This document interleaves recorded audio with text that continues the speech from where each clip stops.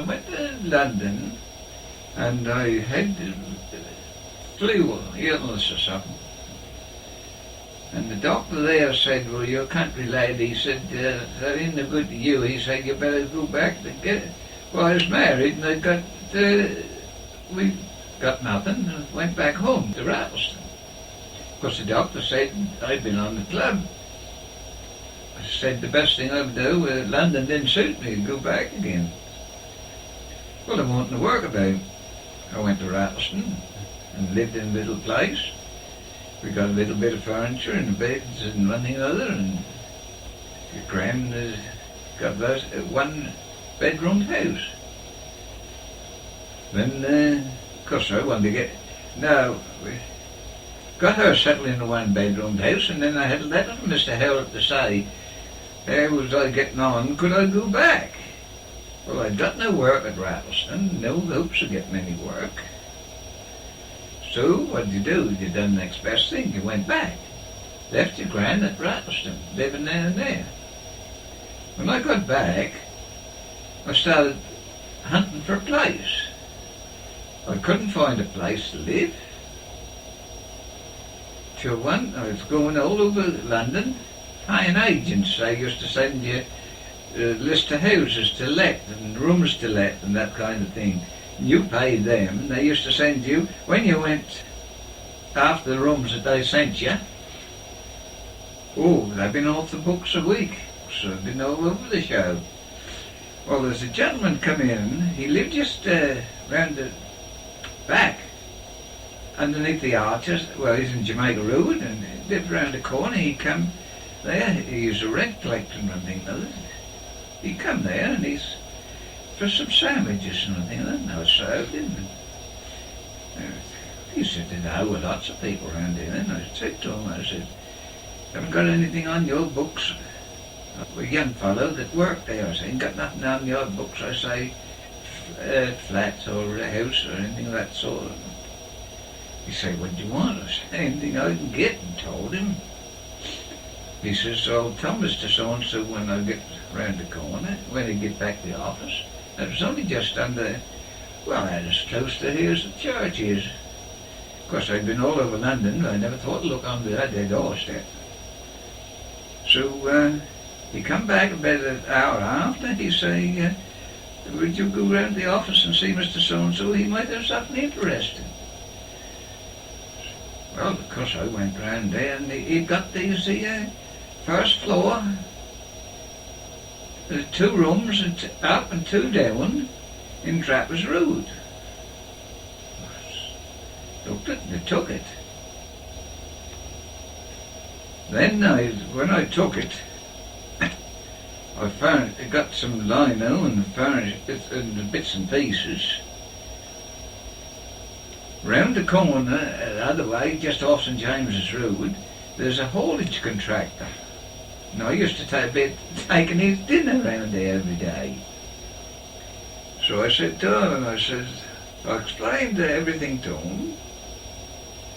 I said, do you think, well, he says, yes, he said, we can arrange it. Arranged for me to go round there. I got on the truck with another young fella and driven down to Rattleston in the afternoon and picked the furniture up and one thing or another from Rattleston. He stayed down to father's at night, and he stayed at the pub, the Brewer's Arms. Next morning we went and loaded up the furniture and one thing or another, and put them all in and brought them from Rattleston and up to London. Moved into Trappers Road, yes. Because you got to pack up and load the furniture up and one thing or another, and of course there's no preparations, only that and know.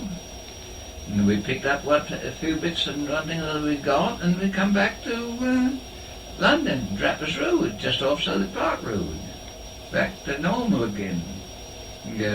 Gran wouldn't have nothing to do with her sister-in-law. What she didn't want to know. Because she reckoned she'd been roughly treated there and then. That's how it was. So that's how we come back. Then we got Sonny. Now, wait a minute. John was born in Rotherhithe, that's right. We got John when he went down there. You must. Well, but father was born. You must have lived in Rattleton because he was born at That's right. He was born at Bury St Edmunds. And just after that, I got him back again, you see. That's right, because he was down there on her own with the two kiddies. We had a rough life then. Used to go along and I made a lot of furniture. And when I got to Trappers Road and one thing other. Of course I got money coming in then because I was working regular and we picked ourselves up from there. We just really so when did you leave there then? Trappers Road? See, Trappers Road, that's right, opposite hell it one big tight shop in Brixton Road. That's right, we moved well, you already had one there, or you opened one up? There was a shop there and he'd bought it. Then I got dissatisfied and I got a bit of money and the bloke conned me a bit. I reckon he was going to he'd got a lorry and he was doing very well and he showed me papers one thing and what bit of money I got in, we were going to buy a second lorry and then I turned round and give him my money and he bought an old second-hand lorry and they went down to Windsor. That's the Windsor part. I said we got to Windsor. Well, down Windsor he was collecting paper up and he'd got 2 or 3 kids one thing and my money'd gone and I hadn't got no money. Well, he gave me a few shillings. We was just hardly scrapping along. I got a few shillings in the post office, that's all. From there, he hadn't got much to do. I was supposed to be learning to drive this lorry and one thing or another. So we turned round and hadn't got hardly anything. Couldn't see where the next... So I was worrying him about money and one thing or another. And I suddenly realised, Jack, it's going to be no good. I lost my money. I'd got either lose my money or I'd like a clean start. I couldn't see any future. I got a job. I went to Ascot races. And I got a job in Royal Enclosure, washing up and one thing or other. Anything to earn a few shillings. I walked from Windsor to Ascot. Well, that's only for 2 or 3 days.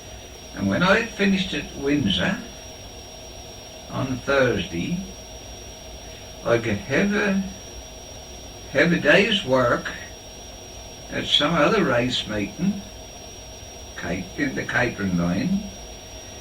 I forget where it was now. If I got to Agricultural Hall Islington and got a pass in the fair. So I had a letter to say that if I went there. Well, the pay then was about a pound or so a day. Because a pound was a lot of money that time of day in the catering line. Right. So I walked on the morning. I hadn't got the money. I'd got about 3 6 in the post office. And from then on, I didn't know what to do. I must have this day's work. So, what did I do? I went to Windsor Police Station. And the sergeant sat behind the desk. And I asked him, I says, I got about 3 6 was a lot of money. Then I said, I got 3 6 in the post office. I says, I want to catch the early morning train, workman's train up to London, which was about 1 8.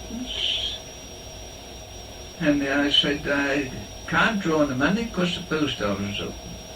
I didn't know what to do. When he said, I can't do it. He says, we don't do that sort of thing. I says, oh, right, I'm sorry.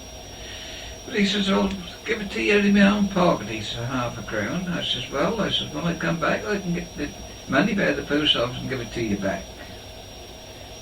So that's what I done. I went to the station, 7 o'clock in the morning, and caught this London train. I hadn't got much in my pocket, at any rate. And I was up, I can afford paper. which is a chronicle, Daily Chronicle, which was the jobs in, as a rule. Sat in the train and went through the paper, and I see this job at Ellie Jolly's. I got to be at Islington at 10 o'clock. I sat in the train. Have I got to go to Islington and get that job? To get my fare for a day's work? Or do I go to Jolly's and chance it whether I get that job or whether I... That's all true. Do you go after the job you know you've got for a day, or do you go for a job which has got a future to it? Well, I thought myself, well, I've got plenty of time, I'll go to Jolly's. When I got to Jolly's, which was about 8:30, that's at Hammersmith, King's Road, Hammersmith, I went there, asked to see the manager. He said, yes, all right. He'll come in here, he'll be in at 9. Will you wait? So I waited. Waited. 9 o'clock, he come in, called for me. I was nearly shit myself all the time because didn't know what I was going to do. I had an interview with him, and one thing another, because he knew where I'd been working, one thing another. Why did you leave and all the rest of it? Well, he said, come and see me in a half an hour. That's nearly 9:30. Come and see me in a half an hour. He said, go for a walk, he said, and round, he said, and come back in a half an hour. Because I knew he was going to get on the phone. Well, he did. I didn't know, I could understand how I felt. Yeah. Because I'd lost the other. Lost the other one now, yeah, so it's So, just automatic, isn't it? That was on the third, it must have been on the third, no, on a Friday. Went back and had a chat with him, and everything was okay. He said, can you start now? That's about 10 o'clock and I said, sorry. I said, the wife is at Windsor. I said, she'll be getting all upset and wanting to know where I got to. He said, all right. He said, can you start in the morning? I said, yes, I can start in the morning. There's me, travelled down to Windsor, drew the money I got in the post office out, paid me £0.50 to the... Copper? Yeah. And that was, when you want to know a bit about my future, what I've done with money and about the other bloke and one thing or other.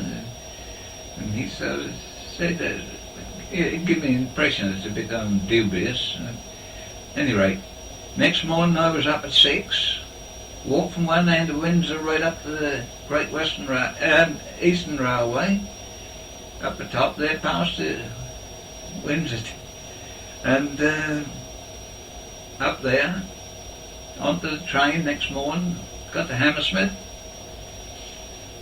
and went behind the counter working at the very busy shop there, serving and one thing and other. I was under surveillance and working. About 5 o'clock he come to me and he says, so Jack, you can go home now. He says, it's your day's money. And he says, can you start at Clapton Junction? He says, 8 o'clock Monday morning. I took my money, got on the train and went home, and that's how I started working at Clapton Junction then.